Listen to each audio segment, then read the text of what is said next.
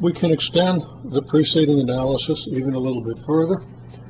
We had an initial drop of about 0.12 meters, about 12 centimeters. That is, when I dropped the mass, it fell about 0.12 centimeters and collided with an equal mass. The hanger has a mass of 50 kilograms. Oh, wait a minute now. You know what? A lot of this analysis is invalid because those were 100-gram masses that I was dropping. So you might want to go back and redo the analysis based on the assumption that we have 150 grams. But let's go ahead and, let's see now. Got to stop for a second.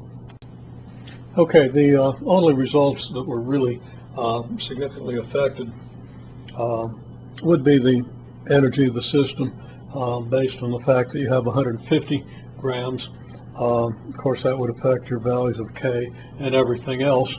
The analysis would end up equally consistent, that you'd have somewhat different numbers. So the analysis we did is valid in that we could have dropped a 50 gram mass from a slightly different height and gotten similar equations of motion and so forth. It'd be good to go back and correct that, but the general idea of the analysis remains valid. Again, you might want to think about how that change in mass would affect all those results and the consistency of our results. Okay, here's where it's really important. I remeasured the initial drop while I was stopped. It's 0.15 meters, not 0.12 meters. And these aren't equal 0.05 kilogram masses.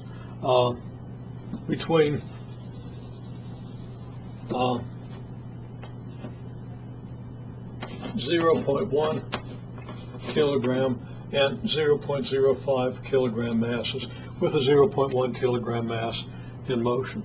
Okay, so let's analyze the system based on this assumption. Okay, we want the velocity after collision. Of course, what we need to know then is the velocity of the 0.1 kilogram mass before collision with the 0.05 kilogram mass after collision. And this is a mass that's being dropped. This is a mass that's stationary. Okay.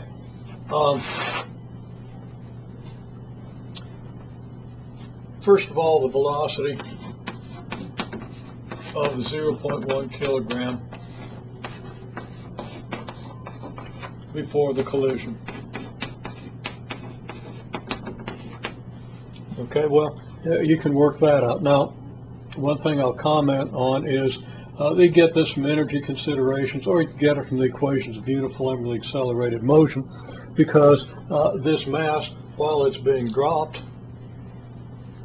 is accelerating uniformly. One thing that I've tried to stress is you never use the equations of uniformly accelerated motion when analyzing simple harmonic motion. But what we're analyzing here is the motion before the simple harmonic motion begins, and in this case you could use the equations of motion. Now, you should go ahead and calculate that. Okay, energy conversion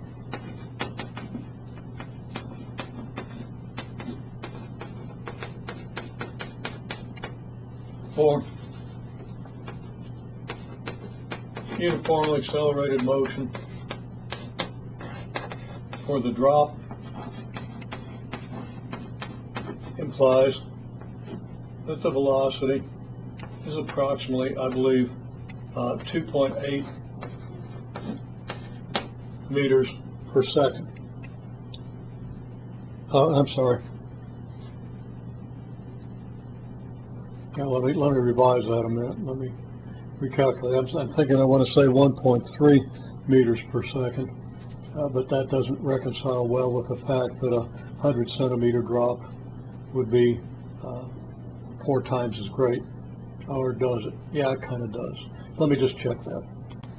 Okay, that should be the square root of 2.8 meters squared per second squared, which is around 1.3, a little more than 1.3, and that does reconcile with the 1 meter drop. Okay, so we get this velocity, so now we have a collision between 100 grams or 0.1 kilogram mass and a mass half as great, a 0.05 kilogram mass, with the smaller mass initially at rest, the 0.1 kilogram mass moving at 1.3 meters per second. We have an elastic collision, so we're going to end up with 0.15 kilograms having momentum equal to the momentum of the 0.1 kilogram here, the momentum being 0.13 meters per second, and you divide that by the 0.15 and you get approximately 0.85 meters per second, and we'll call that V prime.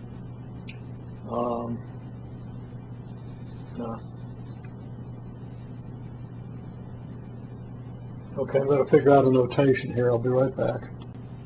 Okay, and you can verify this. I've just used the 0.1 and the 0.15 as subscripts. That's not very good notation, but we'll live with it. And I've modified that calculation because I had previously calculated this based on 0.12 meters. If I go to 0.15 meters, it's definitely closer to 1.4 meters per second here, which gives you velocity here of 0.9 meters per second, that being the velocity of the 0.15 kilogram combined mass after the collision. And we get this simply by momentum conservation. So you should verify those calculations. Now, having based the entire previous analysis on the idea that this is 50 grams, which it obviously isn't, and it's obviously not as heavy as this either. I should have noticed that.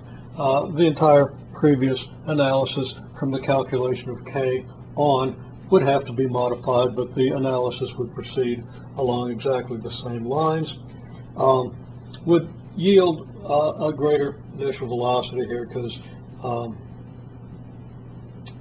your value of K is going to be somewhat greater.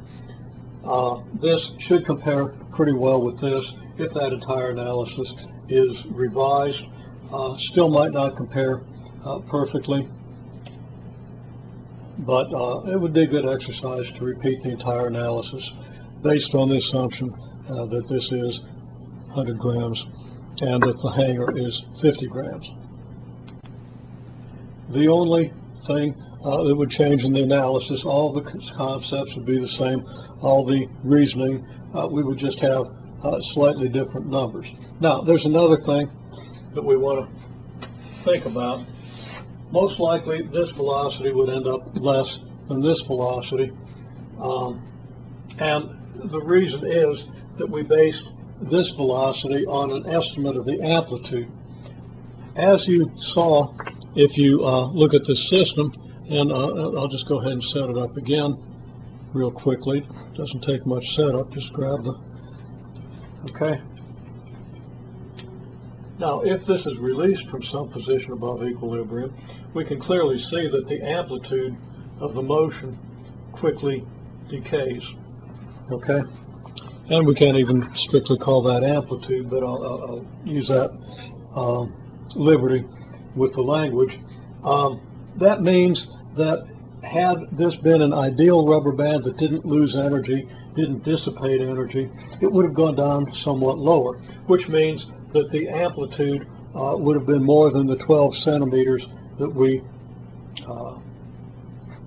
observed, okay? It probably would have been closer to 15 or 16 centimeters, and that would have an effect here. You should think about the effect of all those things on the analysis. So just to put that in writing, the analysis is worth revising. The drop mass is 100 grams, not 50. The ideal amplitude would be greater than the 12 centimeter estimate we made. But again, the reasoning, the procedure, everything would otherwise be identical. Only the numbers would change.